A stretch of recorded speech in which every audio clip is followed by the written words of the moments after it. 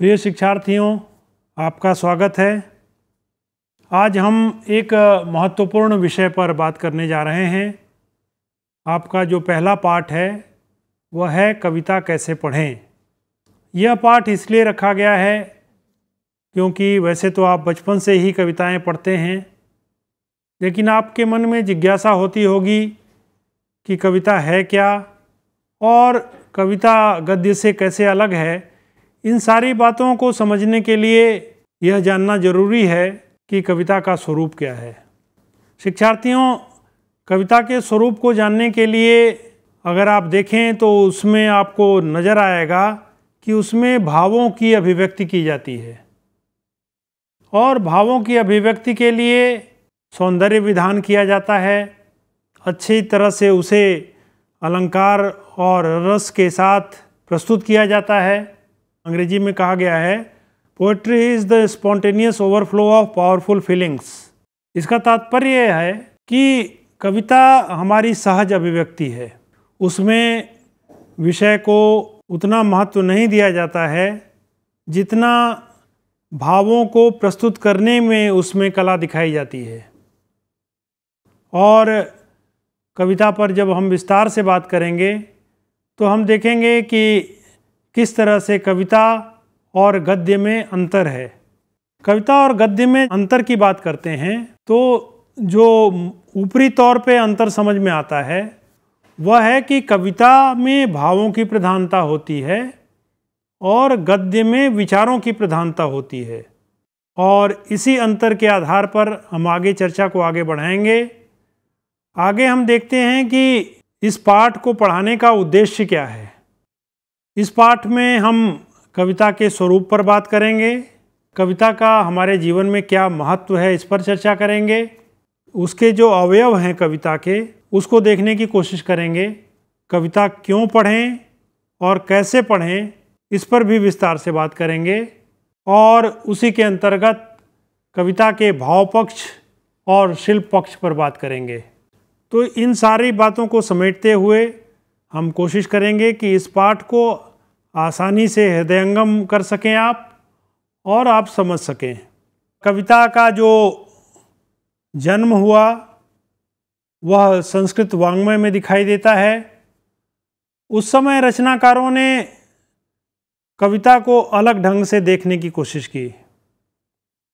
इसीलिए कहा गया कि शब्दार्थो सहितो काव्यम, अर्थात शब्द और अर्थ का जब सुंदर समन्वय हो तो काव्य की सृष्टि होती है। और इसके लिए उन्होंने कभी रस को प्रधानता दी, कभी अलंकार को, कभी रीति को, कभी वक्रोक्ति को। तो इस तरह से अलग अलग विचार समय समय पर आते रहे।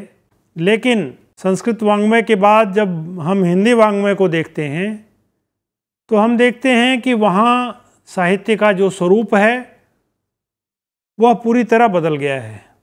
और इसके लिए हम सबसे पहले शुक्ल जी को देखते हैं कि शुक्ल जी ने जब साहित्य की परिभाषा दी, कविता की परिभाषा दी, तो उन्होंने कहा कि हृदय की मुक्ति की साधना के लिए मनुष्य की वाणी जो शब्द विधान करती आई है उसे कविता कहते हैं। कविता में हृदय की अभिव्यक्ति होती है और हृदय की अभिव्यक्ति शब्दों के माध्यम से होती है। कविता एक संश्लिष्ट विधा है, उसमें भावों को बहुत ही गहराई से देखा जाता है, व्यापक रूप में देखा जाता है। इसीलिए शुक्ल जी ने मुक्ति की साधना के रूप में उसे देखा, क्योंकि जब रचनाकार एक रचना की सृष्टि करता है तो उसे मुक्ति का एहसास होता है। और इसे मानस पुत्र भी कहा जाता है कि कविता का जब जन्म होता है तो रचनाकार आह्लादित हो उठता है। पहले तो वह स्वांतः सुखाय ग्रहण करता है और उसके बाद लोगों को भी आह्लादित करता है, मनोरंजन प्रदान करता है।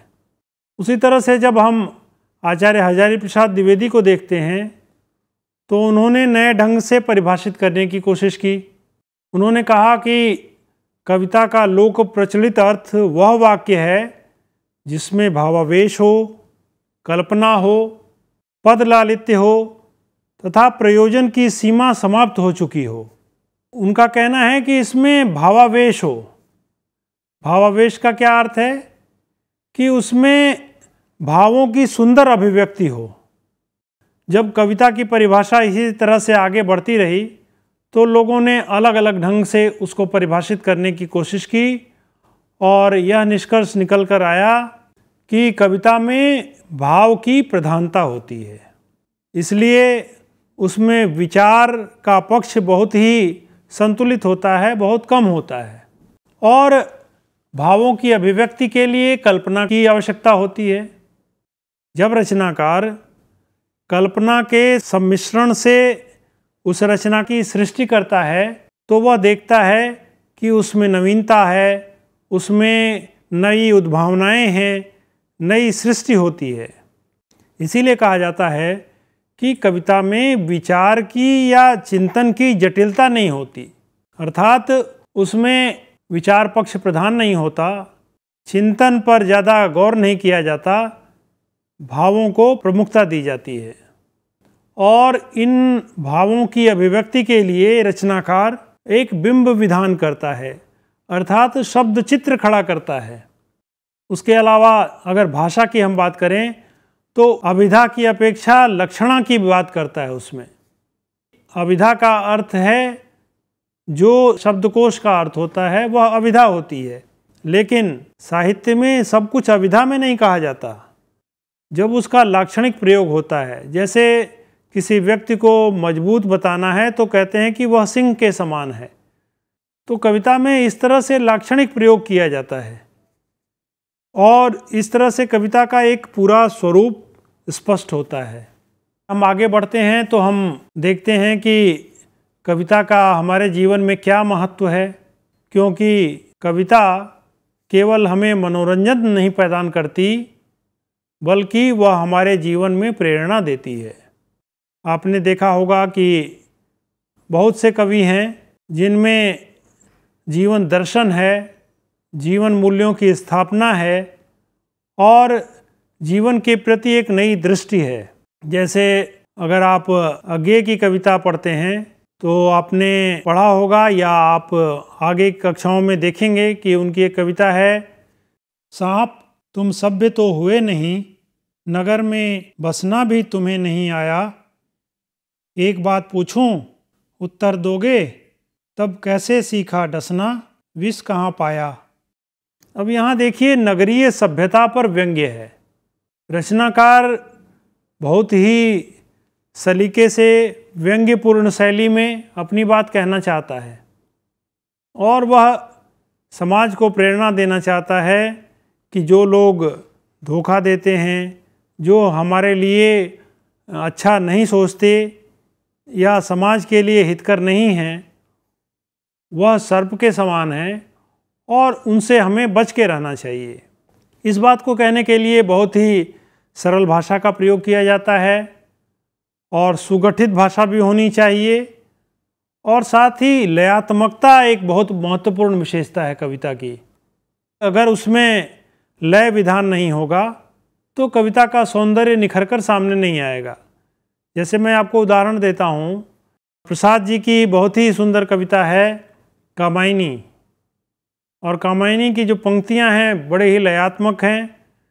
जैसे हिमगिरी के उत्तुंग शिखर पर बैठ शिला की शीतल चाह, एक पुरुष भीगे नयनों से देख रहा था प्रलय प्रवाह, नीचे जल था ऊपर हिम था, एक तरल था एक सघन, एक तत्व की ही प्रधानता कहो उसे जड़ या चेतन। अब इसमें एक जो लयात्मकता है, एक जो संगीतात्मकता है, वह कविता को बहुत ही सशक्त बनाती है, मनोरंजक बनाती है और शिक्षाप्रद भी बनाती है।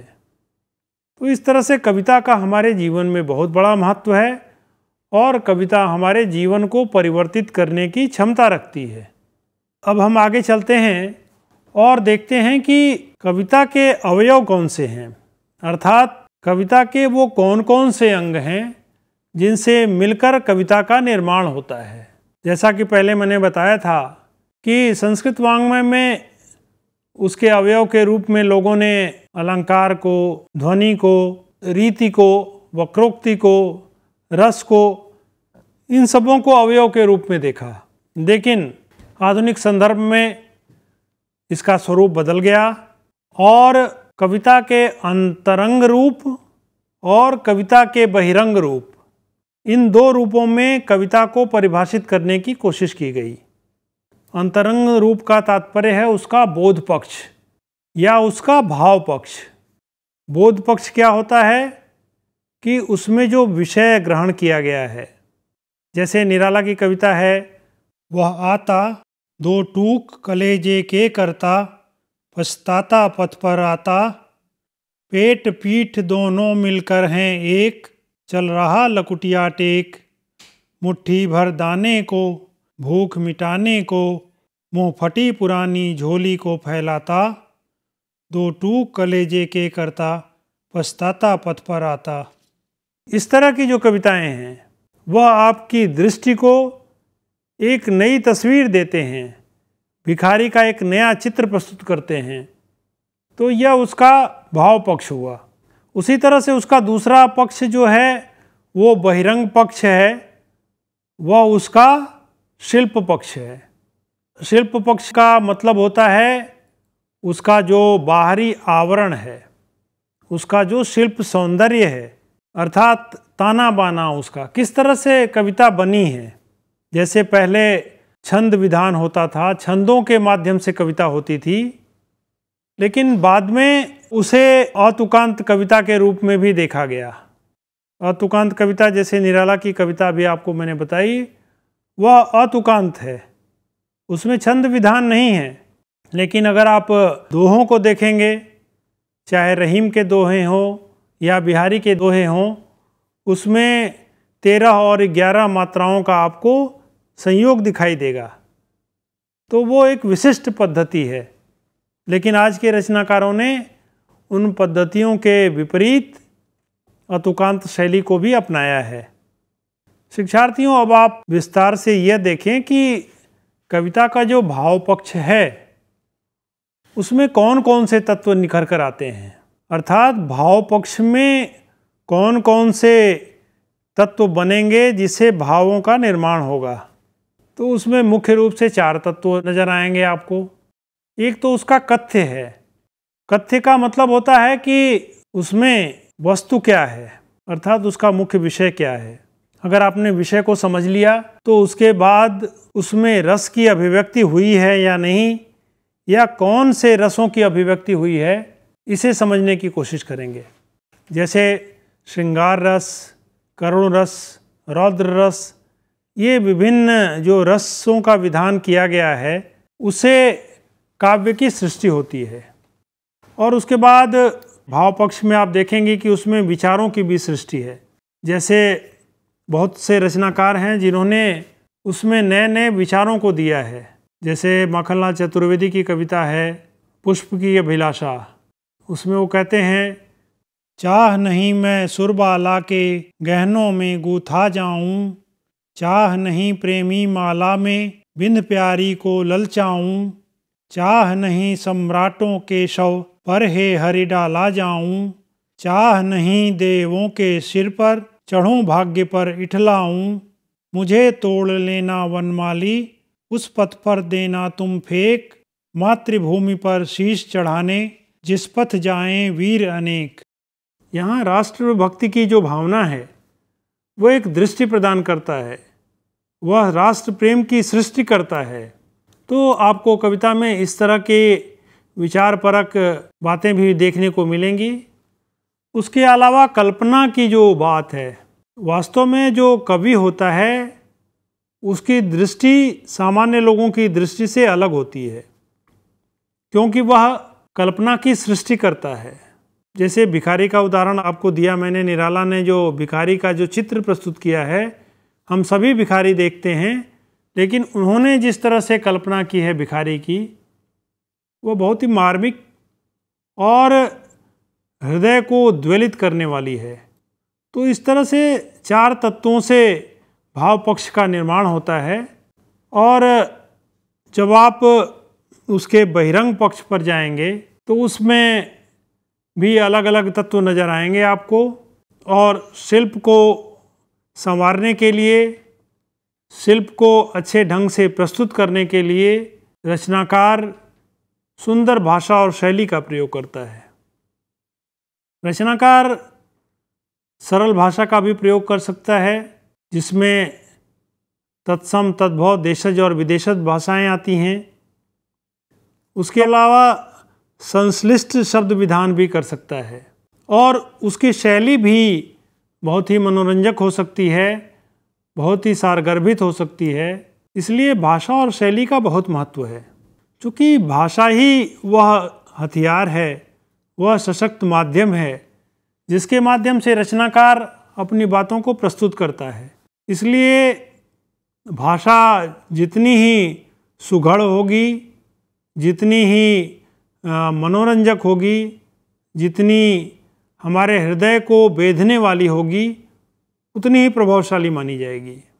अगर आप कबीर के दोहों को देखें तो उनकी भाषा में बड़ा ही प्रभावशाली स्वरूप नज़र आएगा।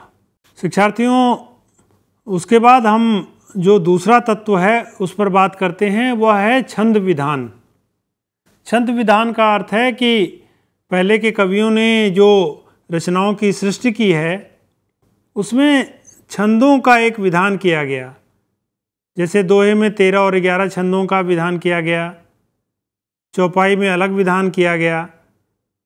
उसी तरह से अलग अलग छंदों के रूप में आपको साहित्य देखने को मिलेगा। उसे साहित्य में लयात्मकता और वैचित्र्य नज़र आता है, उससे एक रसों की सृष्टि भी होती है। उसके बाद जब आप आगे बढ़ेंगे तो अलंकार विधान पर आपका ध्यान जाएगा, क्योंकि अलंकारों के द्वारा काव्य को सुशोभित किया जाता है, उसे अलंकृत किया जाता है। जैसे नारी की शोभा आभूषण होते हैं, उसी तरह से अलंकार भी साहित्य को सौंदर्यवान बनाते हैं। अलंकारों में जैसे शब्दालंकार और अर्थालंकार होते हैं, तो आप बाद में जब पढ़ेंगे तो आप देखेंगे कि कहीं पे अनुप्रास की सुंदर अभिव्यक्ति हुई है, कहीं यमक अलंकार है। उसी तरह से अर्थालंकार में उपमा, वक्रोक्ति आदि अलंकारों की सृष्टि की गई है। तो ये सारे अलंकार जो हैं वह आपको जगह जगह पे कविताओं में नज़र आएंगे। इसके बाद हम देखेंगे कि कुछ अन्य तत्व भी हैं जो साहित्य को सुंदर बनाते हैं। जैसे प्रतीक है। प्रतीक का अर्थ है कि तुलना करना। अगर आप सूरदास को देखें तो सूरदास ने भौरों का वर्णन किया है। वहाँ भौरे प्रतीक हैं श्याम रंग के और अपने स्वभाव के, उनसे तुलना की गई उद्धव की। तो भौरे वहाँ प्रतीक हैं, सीधे सीधे उद्धव को कुछ नहीं कहा गया, भौरों के माध्यम से कहा गया, तो एक प्रतीक विधान नजर आएगा। उसी तरह से बिंब विधान का मतलब है एक चित्र विधान। रचनाकार सीधे सीधे अपनी बात नहीं कहता, बल्कि वह चित्रों की सृष्टि करता है। वह एक शब्द चित्र का निर्माण करता है और उससे भावनाओं की एक प्रभावशाली अभिव्यक्ति होती है। उसी तरह से रीति और गुण भी तत्व हैं जो साहित्य को प्रासंगिक बनाते हैं, उसे सुंदर बनाते हैं और हमारे हृदय के करीब बनाते हैं। तो इस तरह से कला पक्ष के अंतर्गत इन तत्वों को समेटा जाता है, इनको प्रस्तुत किया जाता है। अब हम बात करेंगे कि जब कविता के ये विभिन्न अंगों को हमने देख लिया, उसके अवयव को देख लिया, तो आखिर कविता पढ़ी कैसे जाए। आगे के पाठों में आप देखेंगे कि अलग अलग रचनाकारों के, विभिन्न कालखंडों के रचनाकारों को आपको पढ़ना पड़ेगा, और तब आप देखेंगे कि कविता अलग अलग भावभूमि की होगी, अलग अलग तरीके के विषय उसमें होंगे। तो उन कविताओं को हम पढ़ें कैसे। जो सबसे पहला बिंदु है वह है कवि की भावनाओं तक पहुंचना। इसका तात्पर्य क्या है कि हर कवि अपनी रचनाओं में कुछ न कुछ भावनाओं को प्रकट करता है। अर्थात कहीं उसके अंदर राष्ट्र प्रेम होता है, कहीं पर श्रृंगार की भावना होती है, कहीं पर करुण रस की अभिव्यक्ति करना चाहता है। तो हमें यह देखना होगा कि कवि जिन भावनाओं को व्यक्त करना चाहता है वही भावनाएं हम हृदयंगम कर सकें, उनको समझ सकें, तभी कविता अपने समग्र रूप में हमसे जुड़ती है और हम उसका साधारणीकरण कर पाते हैं, अर्थात उसकी भावनाओं से अपने को जोड़ पाते हैं। तो इसके लिए क्या जरूरी है कि कवि का जो परिचय है, अर्थात कवि की पृष्ठभूमि क्या है, उसका रचना कर्म किस तरह का है, उसके लेखन कौशल की क्या विशेषताएं हैं, उसकी काव्यात्मक क्या विशेषताएं हैं, उन सभी को जानना जरूरी है, तभी हम रचनाकार तक पहुंच सकते हैं। और तीसरा जो बिंदु है वह है कि उसका हम सस्वर पाठ करें, अर्थात जब हम लय में हम पाठ करेंगे तभी हम देखेंगे कि उस पाठ पर हमारी समझ, हमारी पकड़ मजबूत होती है, क्योंकि शब्दों को तोड़ तोड़ कर उसको लयात्मक ढंग से पढ़ने से पाठ स्पष्ट होता है और वह ग्राह्य होता है। उसके बाद जो तत्व आता है वह है भाषा सौंदर्य। चूँकि भाषा के द्वारा विषय को प्रस्तुत किया जाता है, तो रचनाकार ने जिस भाषा का प्रयोग किया है उस भाषा से तारतम्य बिठाना। जैसे आप देखेंगे कि मध्यकाल में ब्रजभाषा और अवधी का प्रयोग किया गया है, तो आपको उस भाषा को समझना बहुत ज़रूरी है, उसके सौंदर्य को समझना जरूरी है। कबीरदास की भाषा को देखेंगे तो उसमें सदुक्कड़ी भाषा का प्रयोग किया है, विभिन्न क्षेत्रों की भाषाओं के शब्द आपको नज़र आएंगे, तो उसे समझना बहुत ज़रूरी है। और आज के रचनाकार हैं उनमें खड़ी बोली है, तो खड़ी बोली को समझना आपके लिए ज़्यादा आसान होगा। आपको भाषा के जो मर्म है, भाषा की जो गहराई है, उसको समझना ज़रूरी है, तभी आप पाठ को अच्छी तरह से समझ सकेंगे। इसके लिए एक और भी बात ज़रूरी है कि आप एक कवि की जो विशेषताएं हैं, उसका जो सौंदर्य है, वही सौंदर्य अगर दूसरे कवि में भी मिलता है, जैसे प्रकृति प्रेम है, प्रकृति के प्रेम पर आधारित रचनाएं बहुत से लेखकों में मिल जाएंगी, तो आपको तुलना करने से उस रचनाकार के पूरे भावभूमि को समझने में, रचनाकार को समझने में सहूलियत होगी। तो इस तरह से शिक्षार्थियों, हमने कविता कैसे पढ़ें इस पर विस्तार से चर्चा की, और मुझे उम्मीद है कि आपने कविता के स्वरूप को समझने की कोशिश की होगी। देखिए, कविता हृदय को आंदोलित करती है, हृदय को भावों से भरती है, और कविता कहीं न कहीं हमें कल्पना लोक में ले जाती है। इसलिए कविता को समझने के लिए उसमें अपने को समाहित करना, आत्मसात करना बहुत ज़रूरी है, क्योंकि कवि जब रचना की सृष्टि करता है तो उसमें अनेक भावनाएं निहित होती हैं, और उन भावनाओं को पकड़ना, उन्हें समझना और हृदयंगम करना एक जटिल प्रक्रिया है। क्योंकि कविता सुनने में तो बहुत आनंद देती है, लेकिन कविता का मर्म समझना हो तो उसके सभी पक्षों को ध्यान देना होता है, उसके सिद्धांत को समझना होता है। कविता में भाव की प्रधानता होती है, लेकिन गद्य विचार प्रधान होते हैं। उसके अलावा कविता में कल्पना का तत्व ज़्यादा होता है। कविता एक संश्लिष्ट प्रक्रिया है।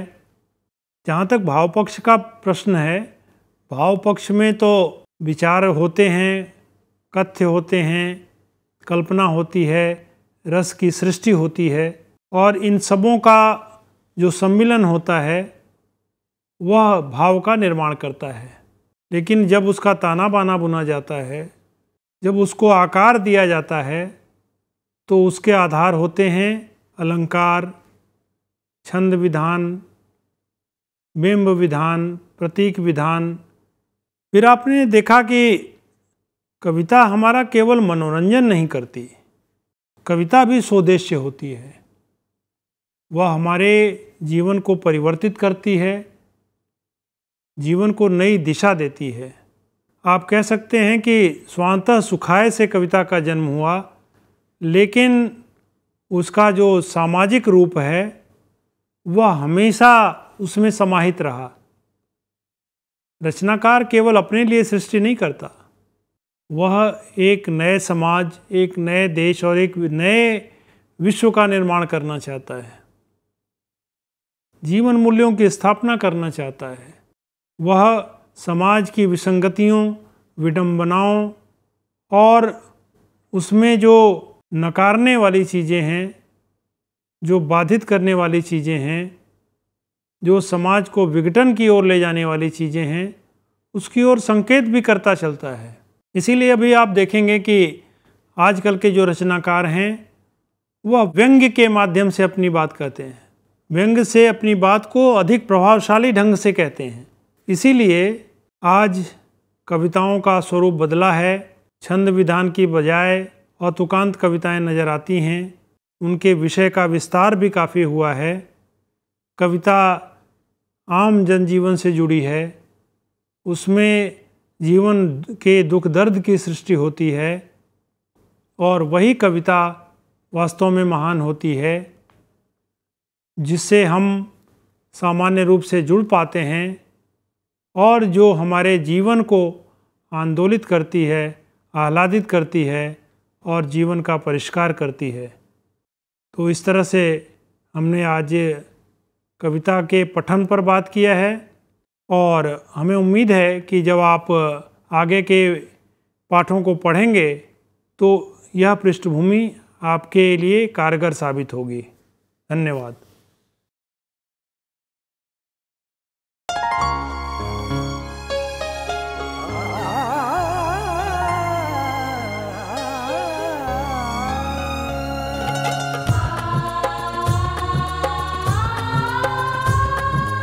जीवन ये प्रकाशित करने, राहों को आलोकित करने, हम अपना दीपक स्वयं बने, हम अपना रास्ता स्वयं चुने।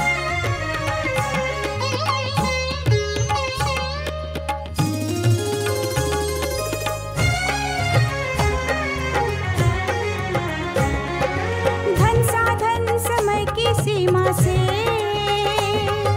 विद्यालय जो मुक्त हो, धन साधन समय की सीमा से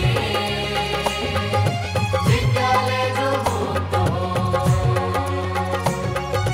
कभी पढ़े हम कहीं पढ़े, वे विषय के लोच से युक्त हो। मित्रों हम उठे और जागे,